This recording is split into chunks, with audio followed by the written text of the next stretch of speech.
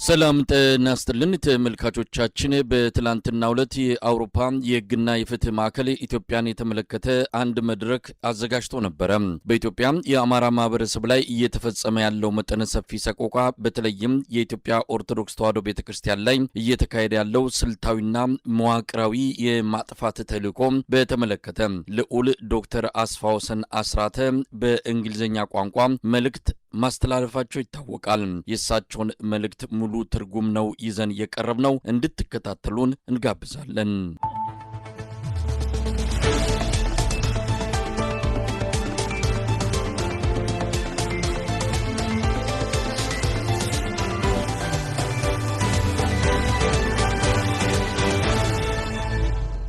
Thank you so much, ladies and gentlemen.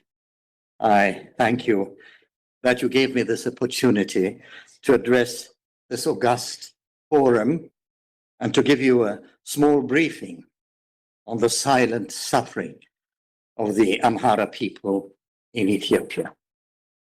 Ladies and gentlemen, ክቡራትና ክቡራን በጣም አመሰግናለሁ።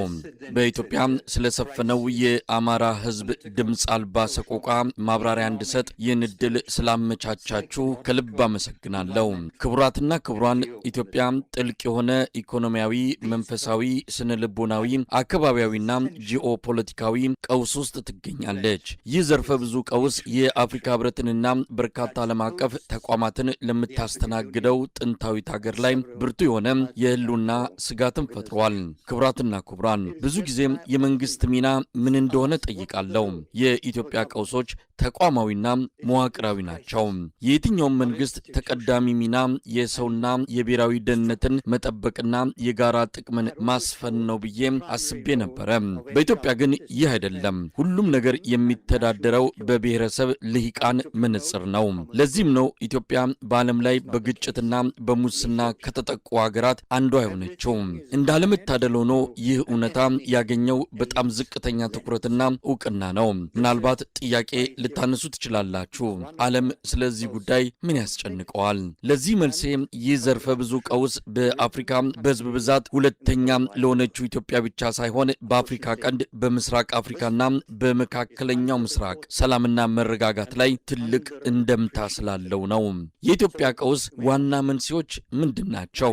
የኢትዮጵያ የሰብአዊ መብት ቀውስ ስር የሰደዱ የፖለቲካ፣ የብሔርና የአስተዳደር ፈተናዎች ናቸው። ይህ በጎሳ ግጭት፣ በመንግስትና በመንግስት ባልሆኑ ጦርነቶች፣ በአማጽያን በጦር ወንጀሎች ላይ ያነጣጠረ ያለ ቅጣት መታለፍና ተጠያቂነት የሌለበት በሰብአዊነት ላይ የሚፈጸሙ ወንጀሎችና የዘር ማጥፋት ወንጀሎች በማያቋርጥ ሁኔታ ተባብሰው ቀጥለዋል።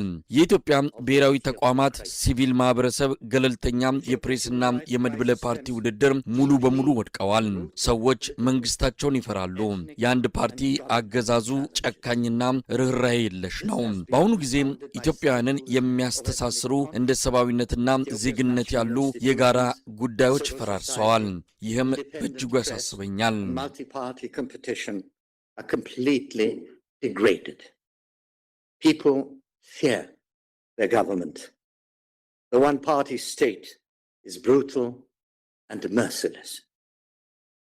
It worries me that the fabric of commonalities such as shared humanity and nationality that bind Ethiopians are now torn apart. ክቡራትና ክቡራን እዚህ ላይ አንድ ጥያቄ ይነሳል። ኢትዮጵያ በእርስ በርስ ጦርነት ወቅት ለምን ምርጫ ታደርጋለች? ኢትዮጵያ በቅድሚያ ሰላም፣ ሰብአዊ ደህንነትና መረጋጋት ያስፈልጋታል። ለዚህም ነው ከሀገር ውስጥም ሆነ ከሀገር ውጭ ህዝባዊ ቁጣ የሚሰማው። ባለፉት ወራት ኢትዮጵያውያን በአውሮፓ፣ በሰሜን አሜሪካ፣ በአውስትራሊያ ከተሞችና በደቡብ አፍሪካ ሰላማዊ ተቃውሞ ሲያካሂዱ ቆይተዋል። የፖለቲካ እስረኞች እንዲፈቱ፣ ጦርነቶች እንዲቆሙ፣ የሰብአዊ መብትና የህግ የበላይነት እንዲከበር በጽኑ አሳስበዋል። በሀገሪቱ ውስጥ ያሉ ኢትዮጵያውያን ሰላማዊ ሰልፍ እንዳያደርጉ ሙሉ በሙሉ ተከልክለዋል። ባለፈው ሚያዝያ ወር በኢትዮጵያ ውስጥ ታዋቂ ከሆኑ አርቲስቶች አንዱ የሆነው ድምፃዊ ቴዎድሮስ ካሳሁን በቅጽል ስሙ ቴዲ አፍሮ ከ70 ሚሊዮን በላይ ለሚሆኑ በዓለም ዙሪያ ለሚገኙ አድማጮች ጠንካራ መልእክቶችን የሚያስተላልፉ ዘፈኖችን አቅርበዋል። ከፍተኛ የሰብአዊ መብት ጥሰት፣ በሚሊዮን የሚቆጠሩ ዜጎች መፈናቀል፣ የብሔራዊ ማንነትና ተቋማት መፍረስ እንዲሁም ሀገራዊ ፋይዳ ያላቸው ምልክቶች መጥፋታቸውን በማንሳት በዘፈኖቹ አስተጋብተዋል። የሱ ዘፈን አልበም ኢትዮሪካ በቢልቦርድ ግሎባል 2026 ሁለተኛ ደረጃ ላይ ተቀምጧል። ለዚህ አርቲስት የመንግስት የደህንነት ኃይል የሰጠው ምላሽ የመንግስትን እብደት በግልጽ የሚያሳይ ነው። የአገዛዙ ባለስልጣናት በቴዲ አፍሮ የሙዚቃ ስቱዲዮ በመግባት ዘረፋ ፈጽመዋል፣ ማናጀሩንም አስረዋል። በቴዲ አፍሮ ላይ የተፈጸመው ጥቃት እጅግ የሚያሳዝን ነው። ነጻነቱም አደጋ ላይ ወድቋል። ይህ አርቲስት ሀገራዊ እርቅ፣ ወንድማማችነትን፣ ሰላምና መረጋጋትን ነው የጠየቀው። በጎሳ በእምነትና በማህበራዊ ደረጃ ላይ የተመሰረቱ ልዩነቶችን ነው የተቃወመው። አርቲስቱ የኢትዮጵያ ፖለቲካ እንዲሰክን ያቀረበው ወቅታዊ ጥሪ በሌምከን የዘር ማጥፋት መርህ፣ በሁማን ራይትስ ዎች፣ የጄኖሳይድ ዎችና በዓለም ዙሪያ ያሉ ተቋማት እያቀረቡ ካሉት አሳሳቢ ጉዳዮችና የማስጠንቀቂያ መልእክቶች ጋር ተመሳሳይ ነው።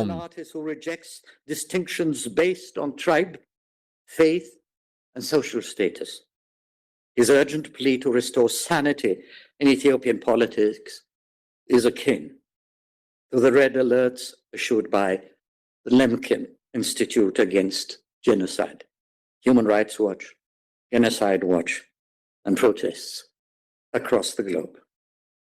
In early May, His Holiness Abuna Matthias, Patriarch of the Ethiopian Orthodox Tewahedo Church, በግንቦት ወር መጀመሪያ ላይ የኢትዮጵያ ኦርቶዶክስ ተዋሕዶ ቤተክርስቲያን ፓትርያርክ ብፁዕ ቅዱስ አቡነ ማትያስ ለኢትዮጵያ መሪዎች በእግዚአብሔር ሕዝብ ላይ ጨካኝ አትሁኑ ብለው ተማጽነው ነበረ።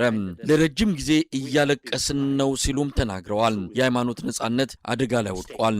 ጄኖሳይድ ዎች የተሰኘው ተቋም በሚያዝያ 2026 በኢትዮጵያ ላይ ላወጣው ሪፖርት ምስጋና አቀርባለሁ። ሁለት ቀውሶች ትኩረቴን ስበውታል። የአገር ውስጥና የጂኦ ፖለቲካዊ ቀውሶች። በኢትዮጵያና በኤርትራ መካከል የጦርነት ስጋቱ እየጨመረ ሲሆን በአሁኑ ወቅት የቀይ ባህርን መስመር የማግኘት አጀንዳ አወዛጋቢ የሆነ ጉዳይ ነው። መሪዎች በባህር ጉዳይ ተደራሽነት ላይ የጥላቻ ቃላትን እየሰነዘሩ ነው። ከሱዳን ጋር ያለው የቅርብ ጊዜ የድንበር ግጭትም በጣም አሳሳቢ ነው። በሀገር ውስጥ በመላው ኢትዮጵያ ብርቱ አደጋ እየታየ ነው። የአዲስ አበባ ነዋሪዎች መፈናቀላቸው፣ መታሰራቸው፣ መታፈናቸውና መገደላቸው ያለማቋረጥ እየተካሄደ ነው። ይህ ቀውስ በነሐሴ 2023 እንደ አውሮፓውያን አቆጣጠር ከታወጀው አስቸኳይ ጊዜ አዋጅ ጀምሮ እስካሁን የቀጠለ ክስተት ነው። የዘር ማጥፋት ተመልካች ተቋም ጄኖሳይድ ዎች ባወጣው ሪፖርት በአማራ ክልል በ2024 የክልሉ የመንግስት ኃይሎች በአማራ ሕዝብ ላይ ባነጣጠረ የጅምላና የዘፈቀደ የእስር ዘመቻ በሺዎች የሚቆጠሩ ሰዎችን በቁጥጥር ስር አድርገዋል። በ2025 በመቶዎች የሚቆጠሩ ቢፈቱም በሺዎች የሚሆኑ አሁንም በእስር ቤት ይገኛሉ። የእነዚህ ሰዎች እጣ ፋንታ ምን እንደሚሆን አናውቅም። 4678 ትምህርት ቤቶች ተጎድተዋል ወይም ወድመዋል። በአማራ ክልል ከሚገኙ ህጻናት መካከል ትምህርት ቤት የሚሄዱት 21 በመቶ ብቻ ናቸው። የዓለም አቀፍ የፖሊሲ ጥናት ማዕከል ሲፒኤስ ኦቶዋ በጥር ወር 2025 በአማራ ክልል ትምህርት ቤቶችና አስተማሪዎች ላይ ያነጣጠረ ኢላማ የተደረገ የሰው ልጅ ግፍ በተለይም ከጦር ወንጀሎች፣ በሰው ልጆች ላይ ከሚፈጸሙ ወንጀሎችና የዘር ማጥፋት ወንጀል ጋር የተያዘ መሆኑን ድምዳሜ የሰጠበትን ሪፖርት አውጥቷል። ይህ የመንግስት እርምጃ ከህግ አግባብ ውጪ ግድያ፣ የመንግስትና መንግስታዊ ባልሆኑ አካላት በግዳጅ መሰወር እንዲሁም የአማራ ብሔር ተወላጆችን በጅምላ ማሰርን ያጠቃልላል። በእኔ ግምት ክቡራትና ክቡራን፣ ይህ የዘር ማጥፋት አይነት ነው። ለዚህ አስደንጋጭ ወንጀል ተጠያቂው ማን ነው? State and non-state enforced disappearances and mass detention of ethnic Amhara individuals. In my estimation, ladies and gentlemen, this is a form of genocide. Who is accountable for this alarming development? A non-governmental institution, human rights advocacy in the United States with field experts in Ethiopia reports. በዩናይትድ ስቴትስ የሚገኘው መንግስታዊ ያልሆነ የሰብአዊ መብት ተሟጋች ተቋም ከጥቅምት 2025 እስከ መጋቢት 2026 ባለው ጊዜ ውስጥ የኢትዮጵያ ፌዴራል መንግስት በአማራ ክልል ላይ 39728 ጉዳቶችን በሰው ልጅ ላይ ማድረሱን ዘግቧል። በአውሮፕላኖችና በድሮኖች በመጠቀም በተፈጸመው ጥቃት እንዳልኩት 39728 ሰዎች ላይ ጉዳት ደርሷል። ከነዚህም 14445 ሰዎች ሲሞቱ የተቀሩት ቆስለዋል። እንደ አውሮፓውያን አቆጣጠር በየካቲት ወር 2026 ብቻ በድሮን ጥቃት 1656 ሰዎች የተጎዱ ሲሆን ከነዚህም አብዛኞቹ ተገድለዋል። 1789 ልጃገረዶችና ሴቶች በመንግስት ኃይሎች ተደፍረዋል። 3482 ሰዎች ታፍነዋል። 14900 ሰዎች ታስረዋል። በዘር ላይ ያነጣጠረው ጥቃት መጠኑ በአማራ ሰላማዊ ዜጎች ላይ ማተኮሩ እንዲሁም የማህበራዊና ኢኮኖሚያዊ መሰረተ ልማቶች ውድመት የሚያረጋግጠው የኢትዮጵያ መንግስት እጁ እንዳለበት ነው።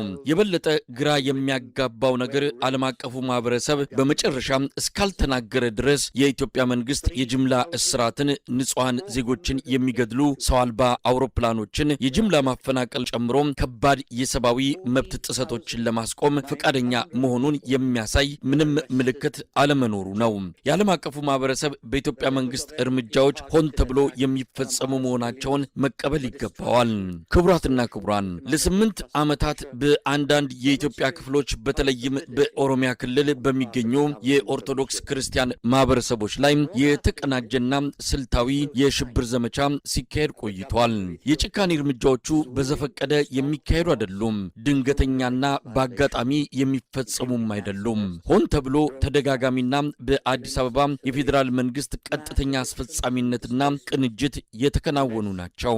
በሰነድ የተጠናቀረው ዘገባ በኢትዮጵያ ኦርቶዶክስ ተዋሕዶ ቤተክርስቲያንና በምዕመናኑ ላይ የተፈጸሙ ወንጀሎች፣ በኦሮሚያ ክልል በእሳት የተቃጠሉ በርካታ የኦርቶዶክስ አብያተ ክርስቲያናትን ያካተተ ሲሆን ከነዚህም መካከል ለበርካታ ክፍለ ዘመናት የዘለቀው የኢትዮጵያ ስልጣኔ ዘመን የቆዩ የማይተኩ ታሪካዊ፣ መንፈሳዊ የእጅ ጽሑፎችና ጥንታዊ ቅርሶችን የሚያጠቃልል ነው።